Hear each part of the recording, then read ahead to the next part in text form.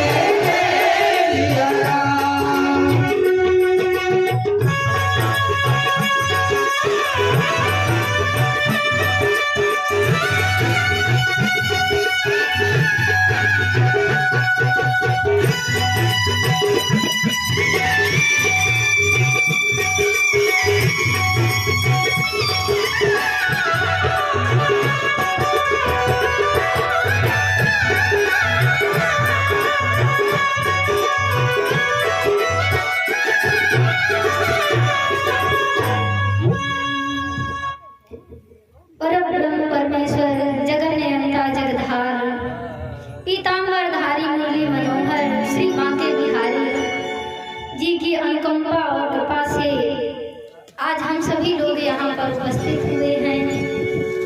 भगवान के 24 अवतारों में मर्यादा पुरुषोत्तम राम और लीला पुरुषोत्तम राम, भगवान के नाम और भगवान की लीलाओं का स्मरण करने से संपूर्ण ताप नष्ट हो जाते हैं। भगवान श्री राम के अवतार लेने के लिए माँ की जरूरत पड़ी। माँ कौशल्या के बिना भगवान प्रभु श्री राम अवतार नहीं ले सकते थे। हमारे यहाँ जितने कार्य सिद्ध हैं पातिव्रत स्त्री के कारण सिद्ध हैं। ये कोई सामान्य धर्म नहीं है, इसके लिए कई जन्म लग जाते हैं। एक जन्म की तो बात छोड़ो, कई जन्म लग जाते हैं। एक बार आपस में तीनों देवियां स्वर्ग में बातें कर रही थीं कि हम सबसे बड़ी पतिव्रता नारी हैं। वो देवियां कौन थीं? ब्रह्मा, विष्णु, महेश। इनकी देवियां थीं ब्रह्माणी, रुद्राणी, लक्ष्मी। तीनों देवियां स्वर्ग में बात कर रही हैं कि हम सबसे बड़ी पतिव्रता नारी हैं। तीनों में पता कैसे चले कि कौन सबसे बड़ी पतिव्रता नारी है? क्योंकि तीनों उसी विषय में बात कर रही थी कि मैं सबसे बड़ी हूँ, और दूसरी कह रही थी मैं सबसे बड़ी हूँ, और तीसरी भी कह रही थी कि मैं सबसे बड़ी हूँ। तब तक नारद जी घूमते घूमते आ गए, नारायण नारायण करते हुए। नारद जी को तीनों देवियों ने देखा तो कहा, क्या बात है माता, बड़ी चिंतित हो? माता ने कहा, नारद जी आप अगर आ गए हो तो एक समस्या है, उसका समाधान करिए। नारद जी ने कहा, क्या? नारद जी से देवियां कहती हैं कि हम तीनों में सबसे बड़ी पतिव्रता नारी कौन है? नारद जी कहते हैं, सबसे बड़ी पतिव्रता नारी तो पृथ्वी पर चित्रकूट में माता अनसुईया है। उनके अस्तित्व का तो डंका बजता है, उनके अस्तित्व को कोई भंग नहीं कर सकता है। जब नारद जी ने ये कहा, देवियों ने ये सुना, तो देवियां बड़ी अचंभित हुई। कहते, हम देवियां हैं और वो स्त्री हैं, वो पतिव्रता नारी कैसे हैं? हम सबसे बड़ी पतिव्रता नारी हैं। आप ये बताइए कि हम में तीनों में सबसे बड़ी पतिव्रता नारी कौन है? नारद जी विचार करने लगे कि अगर हमने कहा कि ब्रह्माणी सबसे बड़ी पतिव्रता नारी है तो हमारा दाना पानी लक्ष्मी और पार्वती के यहाँ से बंद हो जाएगा, और मैंने लक्ष्मी जी को कहा तो इनके यहाँ से, पार्वती को कहा तो इनके यहाँ से, हम कैसे कहते हैं? और जबकि ये पतिव्रता नारी तो तीनों है ही नहीं। तब तक घूमते घूमते गंगा जी आ गई। गंगा जी आ गई। गंगा जी भक्तों के पापों को धुलते धुलते जल रही थी। नारद जी के पास आई। नारद जी से कहा, संत महात्मा कोई उपाय बताइए, हम भक्तों के पाप को धुलते धुलते जल रहे हैं। नारद जी ने कहा कि अभी तो ये तीनों देवियां आपस में चर्चा कर रही थी कि हम सबसे बड़ी पतिव्रता नारी हैं। यही मौका है कि इनको भी पता चल जाएगा कि पतिव्रता नारी कौन है। नारद जी ने देवियों से कहा, माता आप में से तीनों लोग गंगा जी पर जल छिड़को, जिनके जल से गंगा जी की जलन कम हो जाएगी, वही सबसे बड़ी पतिव्रता नारी है। तीनों देवियां तैयार हो गईं।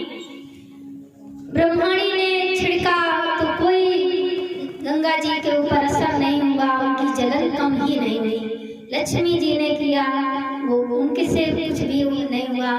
पार्वती माँ ने किया, किसी से कोई निष्कर्ष नहीं निकला। तब तो गंगा जी कहती है, अब मैं कहाँ जाऊं? तब नारद जी ने कहा, आप चित्रकूट चली जाइए, वहां माता अनसुईया आपके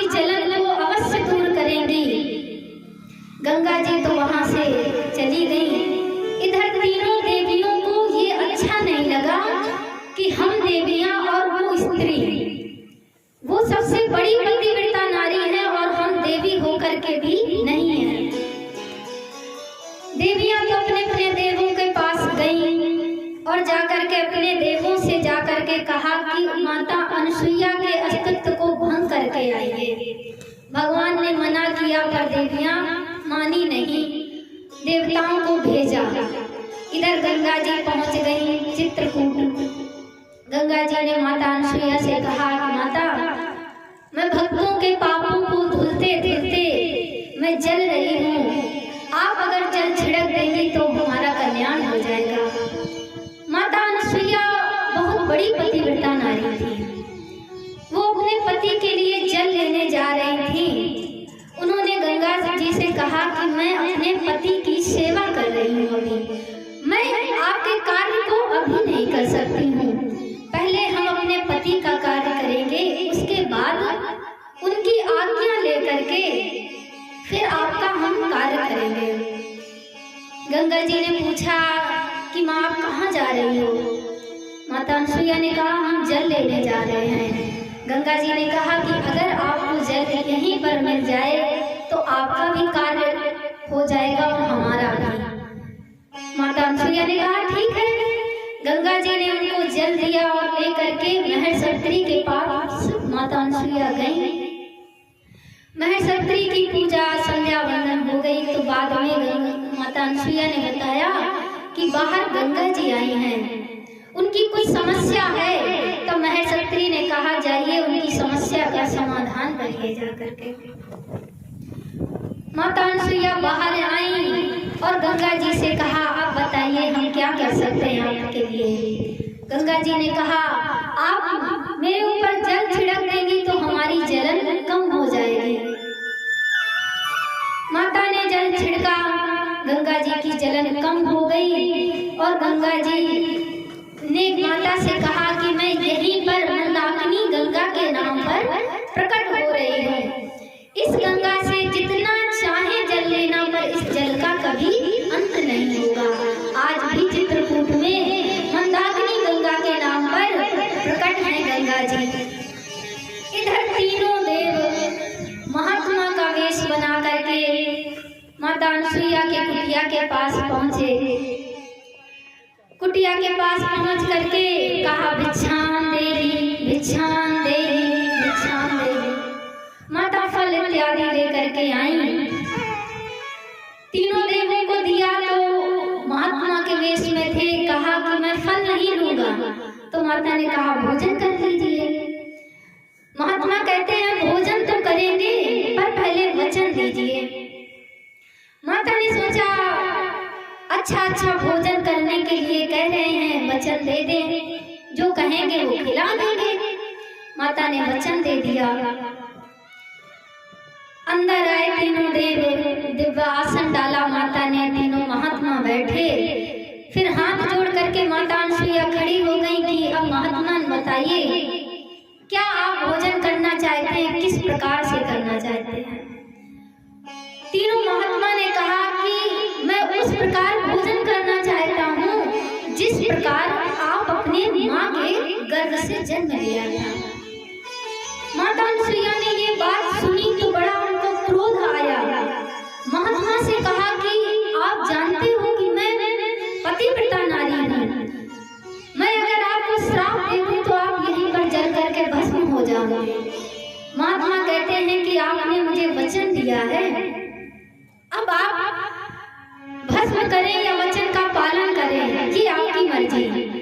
माता अनसुईया ने कहा जिनको मेरे श्राप से डर नहीं लगा ये कोई साधारण महात्मा नहीं है। माता ने कहा ठीक है भगवान, हम आपके भोजन का व्यवस्था करते हैं। माता अंदर गई, कमंडल से जल लिया, भगवान विष्णु का ध्यान किया और भगवान विष्णु सामने बैठे थे। ध्यान किया कि मैं अगर हमने सच्चे मन से पतिव्रता धर्म का पालन किया हो तो इस जल छिड़कने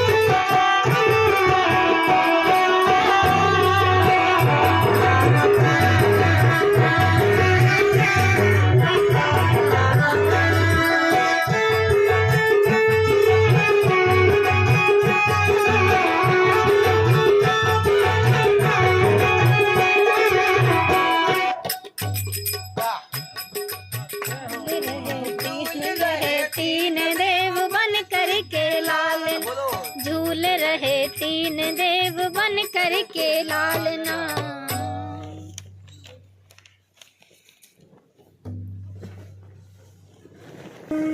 तीनों महात्मा के वेश में अक्की से नहीं आए, अक्की से ब्रह्मा विष्णु महेश तीनों देव जब चलने लगे तो माता अनसुईया कहती है कि प्रभु अब तो आप जा रहे हो, पर हम आपके बालक स्वरूप के मुंह में पड़ गए हैं, अब हम कैसे रह पाएंगे।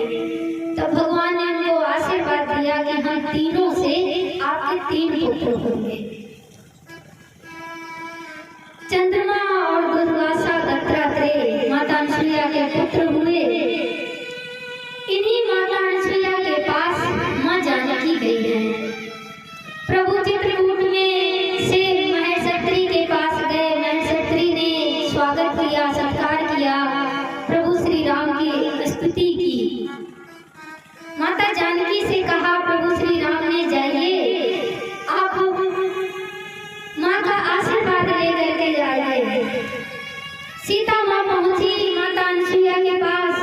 गोस्वामी तुलसीदास जी यहाँ लिखते हैं, अनसुईया के पद गई सीता, अनसुईया के पद गई सीता, मिलई बहोर सुशील विनीता।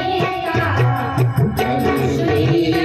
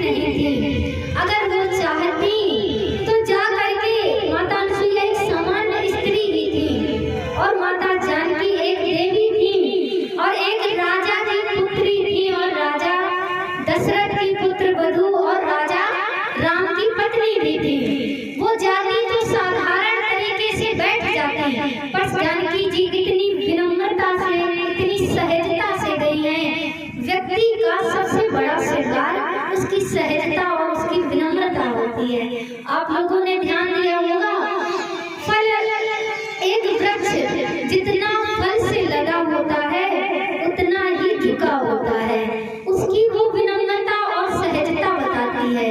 और जिस वृक्ष में फल नहीं होते हैं वो फल सीधा डंडे के तरीके खड़ा रहता है। तो माँ जानकी इतनी विनम्रता से, इतनी सहजता से गई हैं माता अनसुईया के पास।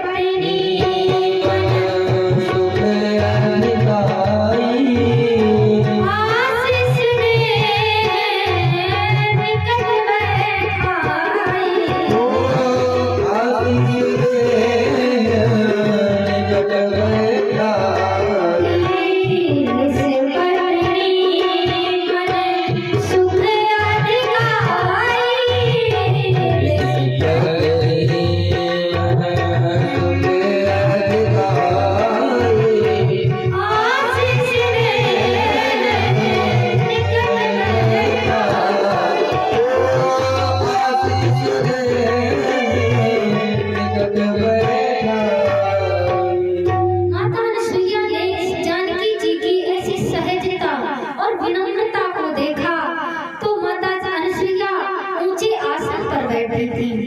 उन्होंने माँ जानकी को अपने बगल में, अपने बाजू में बैठाया और आशीर्वाद दिया।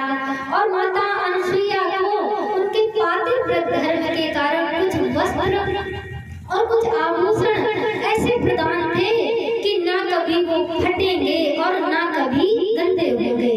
माँ जानकी को माता अनसुईया ने वो वस्त्र दिए और कहा कि पुत्री, पता नहीं तुमको कितने वर्षों तक वन में रहना पड़े, आपको पता नहीं किस प्रकार से वन में रहना पड़े, आपके ये वस्त्र गंदे भी होंगे, मैले भी होंगे, फटेंगे भी, क्योंकि वहाँ वन में ऐसी कोई सुविधा नहीं होगी कि आप अपने वस्त्रों को ले सको या धुल सको, कोई ऐसी व्यवस्था नहीं होगी।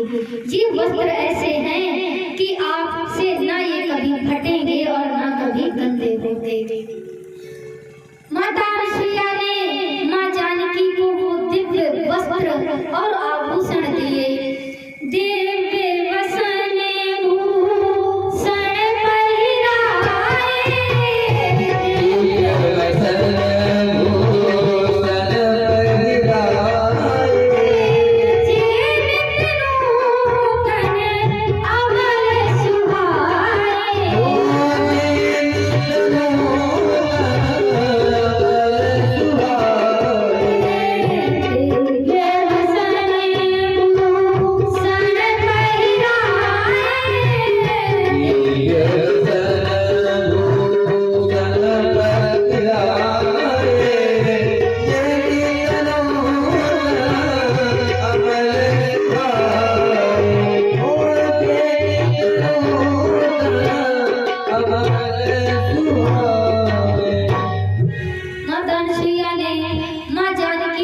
वस्त्र दिए, आभूषण दिए और उनका श्रृंगार किया।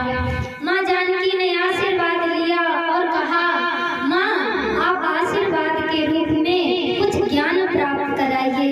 तब माता अनसुईया ने माँ जानकी को पातिव्रत धर्म के विषय में बताया और कहा, पुत्री, स्त्री का सबसे बड़ा धर्म पति की सेवा करना है। धीरज धर्म मित्र और नारी, धीरज धर्म मित्र और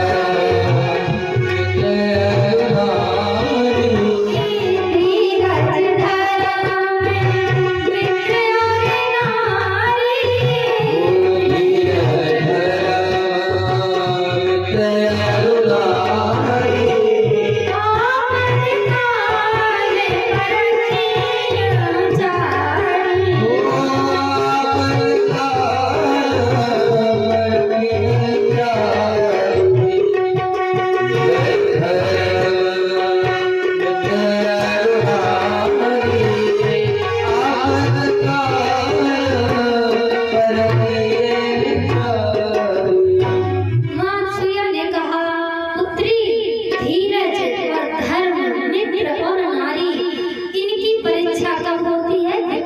के समय आप कितने धैर्यवान हैं, ये आपको पता करना है तो विपत्ति के समय ये पता चल जाता है। इनकी चारों की परीक्षा विपत्ति के समय होती है। और स्त्री का सबसे बड़ा धर्म क्या है? पति की सेवा करना, पति चाहे जैसा हो।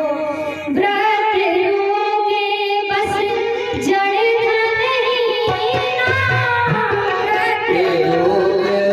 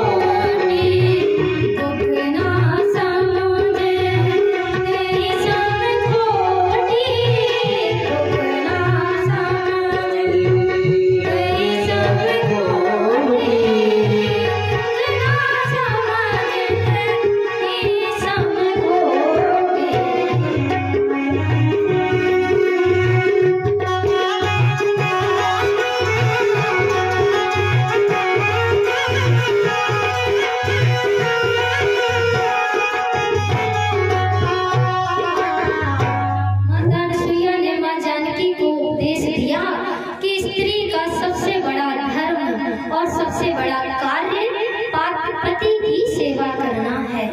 यही माता अनसुईया ने माँ जानकी को उपदेश दिया है। इसी उपदेश से आजकल की स्त्रियां चल रही हैं और आगे तक भी चलेंगी। बोलिए बरंदेव बाबा की जय। पूज्य गुरुदेव भगवान का आशीर्वाद मंच पर हो रहा है।